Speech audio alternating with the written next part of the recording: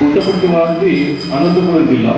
అయితే పొద్దుటూరుతో వారికి ఎక్కువ అనుబంధం ఉంది. ఇక్కడ మున్సిపల్ హై స్కూల్లో టీచర్గా పనిచేశారు. పల్లోలికి పక్కన చీపాడు గ్రామం దగ్గర ఆశ్రమాన్ని ఏర్పాటు చేసుకుని వారు ఒక ఆధ్యాత్మికమైనటువంటి జీవితాన్ని గడపడం జరిగింది. మరి ఇక్కడ పొద్దుటూరులో ఉన్నప్పుడే వారు శివాలయంలో ఎక్కువ వారు సమయం గడిపేవారు. ఇక్కడ ఉన్నటువంటి ఆధ్యాత్మిక దైవికపరమైనటువంటి ప్రకంపనలకు లోనై వారు ఇక్కడ శివతాండవాన్ని రచించడం జరిగింది.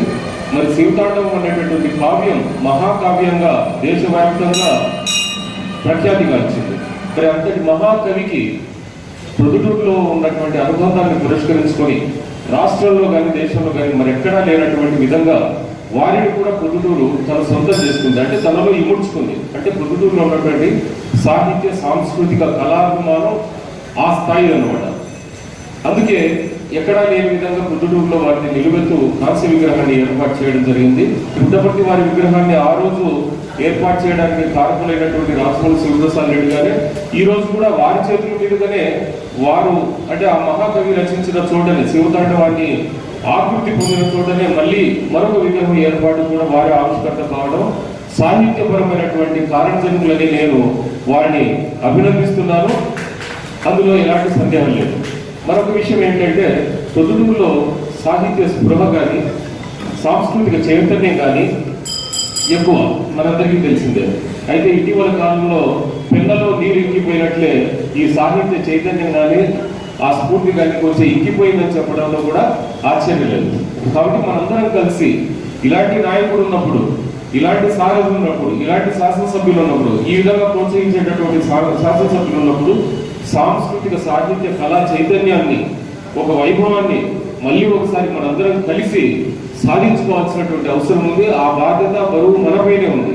సారథ్యం తాను వహిస్తాడు, మిగతా కార్యక్రమాలన్నీ నిర్వహించుకోవాల్సినటువంటి ఒక బాధ్యత మనపైన ఉంది. కాబట్టి మనందరం కలిసి దీన్ని ముందుకు తీసుకుపోదాం.